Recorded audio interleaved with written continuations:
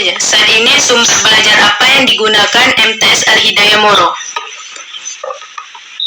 Oke, sumber belajar kalau misalnya soal kapasitas dari sekolah tersebut ya,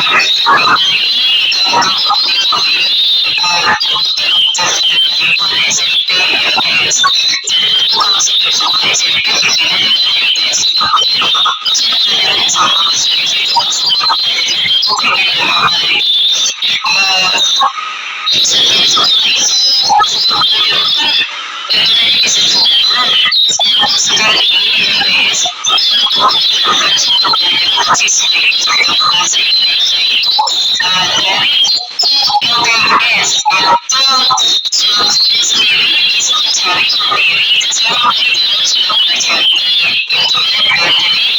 jadi selain dari UKS itu tentunya dapat dari media-media elektronik seperti bisa dari Google dan segala macam. Seharusnya memang sesuatu itu disediakan untuk LKS tapi digunakan.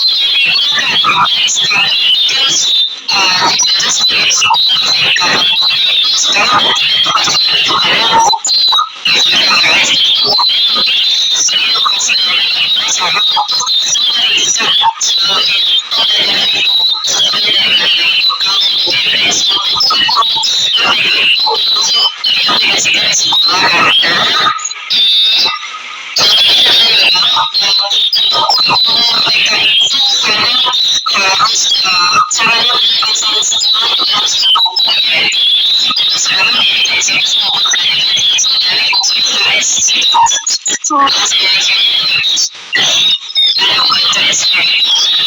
masih menggunakan buku LKS dalam pembelajaran itu.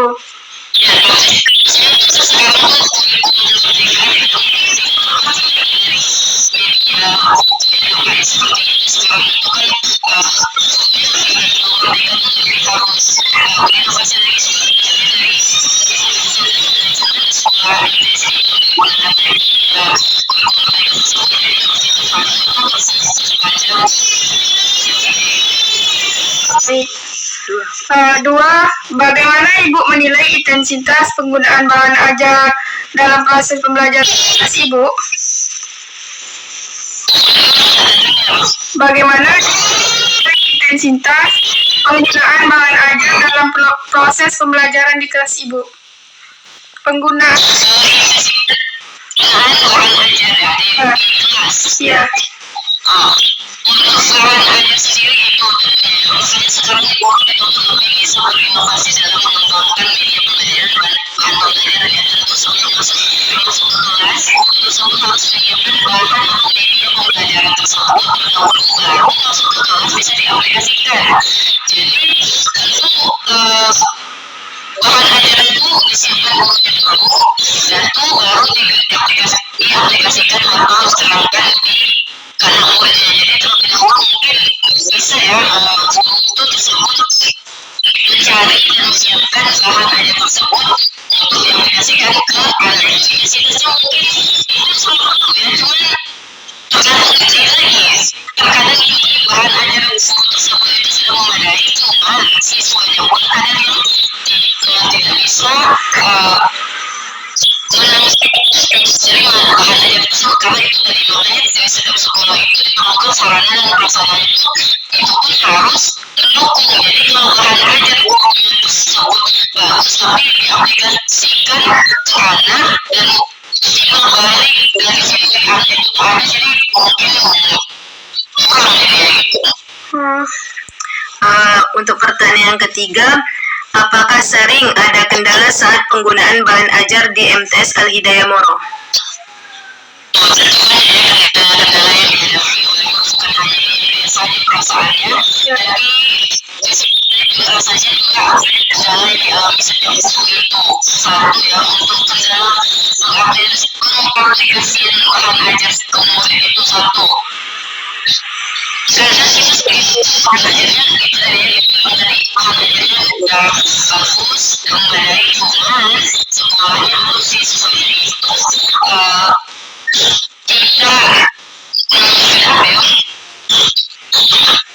tidak bisa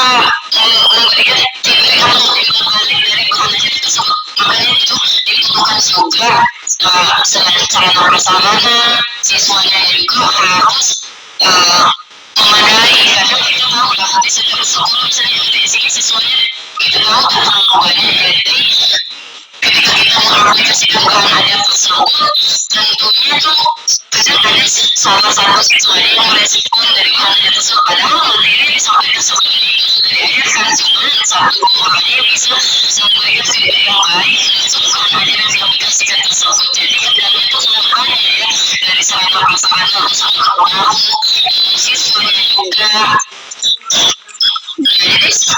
Jadi hambatannya ke siswa ya, siswa kurang feedback gitu.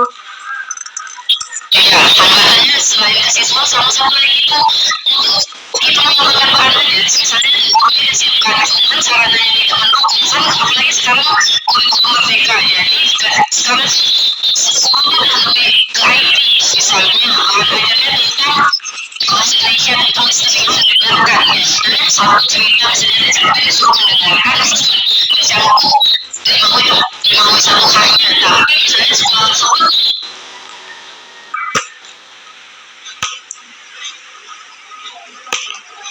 Habis.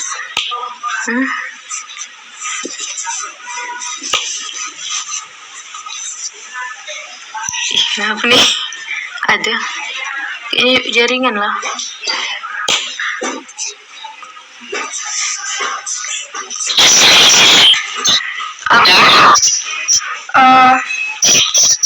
Lima. Terus bagaimana cara sekolah menyesuaikan metode siswa-siswi di sekolah? Bagaimana sekolah menyesuaikan metodenya ke siswa-siswi, tentunya ya, sekolah ini kan sudah sering melihat siswanya dan sudah bisa bagaimana caranya berpikir untuk menyesuaikan materi pembelajaran tersebut untuk disesuaikan ke siswa. Makanya diperlukan juga, makanya gurunya itu harus kenapa maksudnya harus ke siswanya ya, kalau guru misalnya ada kadang guru yang jarang masuk ke kelas, tiba-tiba ngasih bahan tentu anak tuh bisa ya menyesuaikan metode-metode tersebut ke dalam kelas, makanya perlu juga siswa tersebut setelah menyiapkan materi pembelajaran tersebut disesuaikan ke siswa lagi, jadi kesinambungan dari bahan ajar itu atau metode-metode pembelajaran itu disesuaikan ke siswa. Ada namanya pendekatannya ya, tentunya untuk siswanya, makanya siswa dan guru itu harus saling berkontribusi ya, apalagi sekolah yang untuk menggunakan metode-metode pembelajaran untuk siswa. Jadi seperti itu. Baik, untuk pertanyaan yang keenam, kan di daerah kita kan sistemnya kemaritiman tuh. Jadi di daerah tempat kita kan sistemnya kemaritiman. Jadi menurut Ibu, apakah pembelajaran di sana membutuhkan belajar yang berbasis kemaritiman?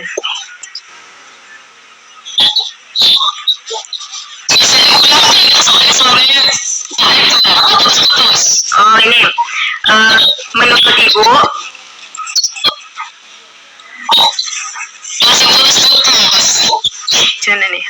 menurut Ibu, apakah pembelajaran di sana membutuhkan bahan ajar yang berbasis kemaritiman? Pembelajaran di sana membutuhkan bahan ajar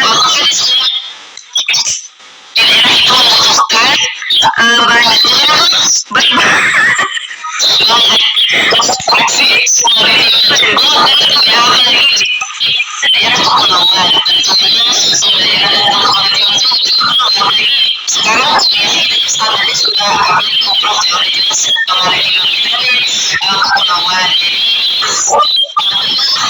ya maksudnya kalau diajarkan itu sangat bagus untuk anak-anak, jadi siswa itu bisa mengenal ya bagaimana sistem pembelajaran seperti itu yang dijelaskan adanya kemaritiman, lebih berbasis kemaritiman itu, karena kita tahu ini kepulauan, jadi pulau-pulaunya tentu apa salahnya kalau diadakan, karena ya siswa juga tahu bagaimana sistem kalau di kepulauan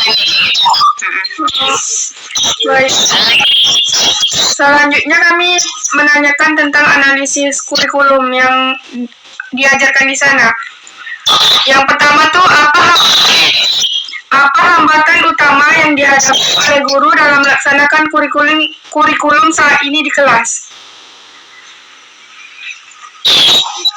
Kan sekarang ini sudah pakai kurikulum merdeka, tentunya sebelum mengaplikasikan kurikulum merdeka itu gurunya dulu harus adanya workshop atau pelatihan tentang penerapan kurikulum tersebut. Tidak bisa ketika pemerintah mengeluarkan kurikulum tersebut gurunya langsung mengaplikasikan siswa. Tentunya gurunya dulu harus mengikuti adanya workshop atau pelatihan atau pengenalan bagaimana sih sistem dari kurikulum merdeka baru ini. Tapi untuk di MTS ini belum digunakan sama sekali. Jadi sebenarnya bisa, cuman itulah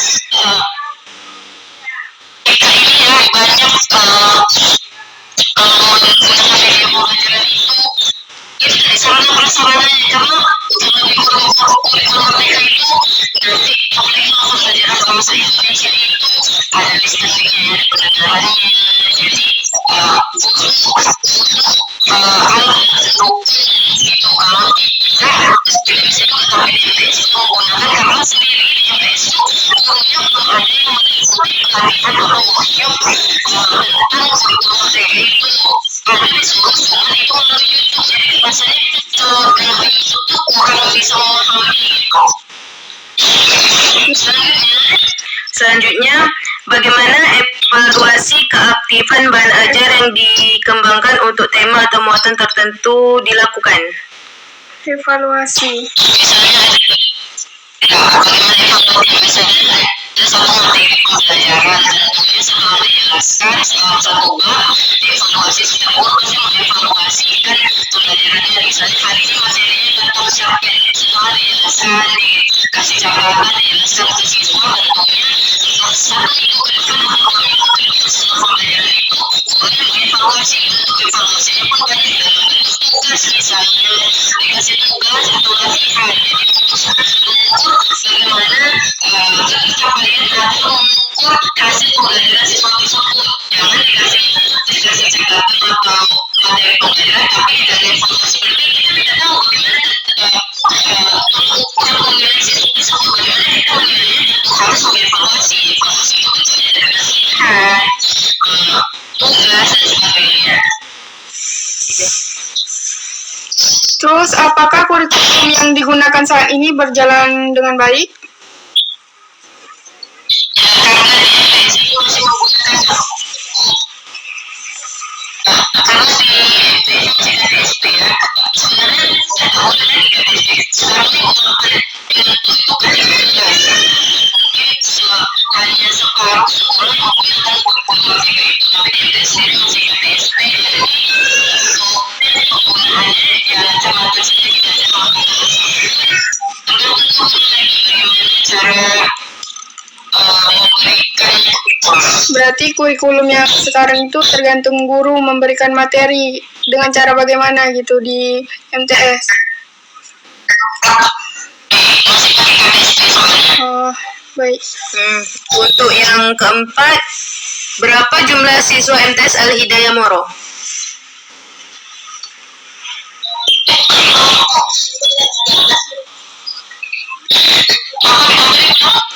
Jumlah siswa MTS.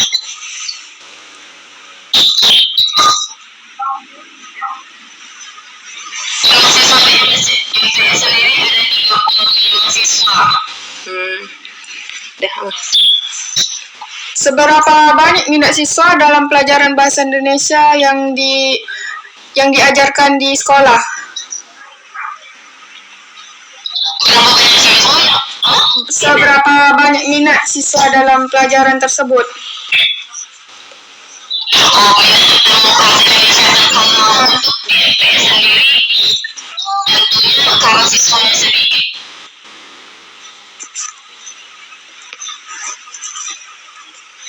Jaringan. Ulang aja tak sih nanti suruh. Suruh ulang. Janganlah. Kita tak tahu yang tidak, maksud itu yang pertanyaan yang tadi. Masuk cakap nih. Jaringan ke sana tak sih?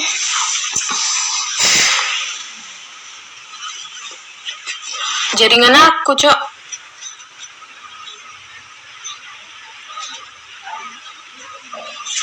Yang nyuruh dia pakai data tuh siapa? Lupa.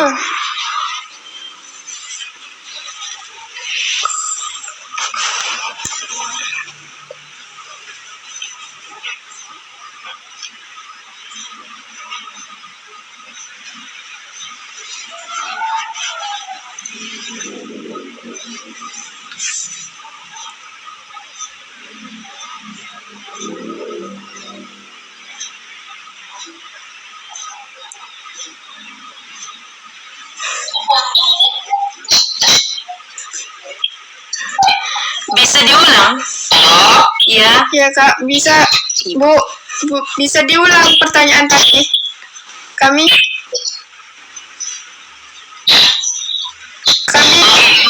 ya. Seberapa minat siswa dalam pembelajaran bahasa Indonesia tentunya pasti tidak ada bukan hanya bahasa Indonesia pembelajaran apapun tapi sebenarnya siswa itu minat cuma tergantung lagi gurunya kadang pembelajaran itu menyenangkan seharusnya pembelajaran itu menyenangkan kan sehingga menimbulkan rasa ya aku suka belajar bahasa Indonesia atau aku suka belajar matematika itu tergantung pembawaan gurunya juga kadang pembelajarannya asik gurunya tidak asik sehingga menimbulkan rasa tidak ada minatnya siswa itu belajar dalam mata pelajaran apapun bukan hanya bahasa Indonesia ya jadi kalau untuk bahasa Indonesia sendiri itu saat ini karena mungkin kakaknya ngajar jadi mungkin pembawaannya masih bisa diterima ke siswa dan pembawaannya bisa menyesuaikan ke siswa-siswa karena jauh jarak kakak sendiri ke siswa mungkin tidak seperti itu kecuali mungkin yang bedanya kadang ada guru yang mungkin lebih tua jauh lebih beda dari murid sehingga kadang siswa-siswa itu pembawaan bapak ini tidak masuk ke siswa tersebut mungkin banyak faktornya mungkin ya makanya harus gurunya bisa menjelaskan pembelajaran yang menyenangkan jadi menimbulkan minat dari anak tersebut untuk pembelajaran apapun itu tidak hanya bahasa Indonesia. Jadi jawab. Berarti dalam pembelajaran di sana apakah tidak ada permasalahan?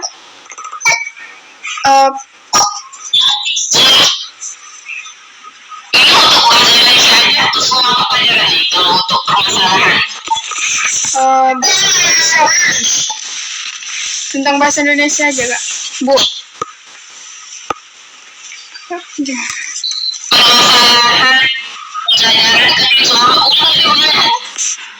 Bagaimana? Apakah ada permasalahan dalam pembelajaran bahasa Indonesia yang diajarkan?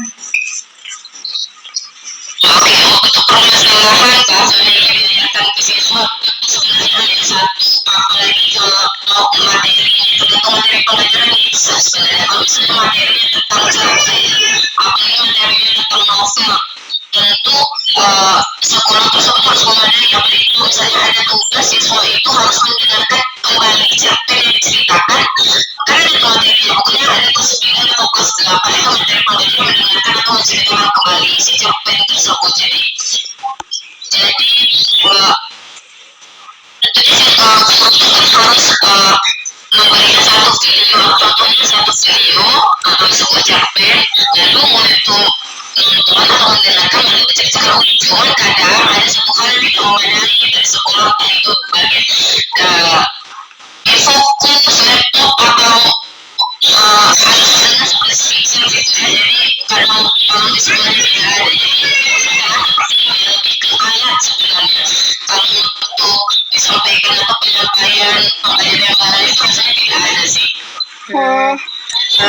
Pertanyaan terakhir, apa harapan dalam mengatasi permasalahan itu? Harapannya semua guru pasti berharapnya semuanya di sekolah manapun berharapnya baik untuk apalagi di bidang pendidikan ya terutama di bidang pendidikan di Indonesia semua guru berharapnya yang terbaik apapun baik itu dari segi kurikulum sarana media bahan ajar alat yang digunakan untuk belajar itu berharapnya ke depannya bisa lebih baik lagi apalagi di bidang pendidikan berusaha ditingkatkan bagaimanapun, bisa diajarkan bagaimana caranya bisa diajarkan ke siswa. Jadi berharapnya semoga kedepannya dapat ditingkatkan lagi, baik dari segi apapun itu ya, harus diperbaiki dari kurikulum, dari sumber ajar, dan banyak hal yang berkaitan dengan bidang pendidikan ini. Yes. Baik, sekian pertanyaan dari kami. Terima kasih banyak karena telah meluangkan masa Ibu untuk diwawancarai oleh kami. Terima kasih, Bu. Terima kasih. Oke, Assalamualaikum warahmatullahi wabarakatuh. wabarakatuh.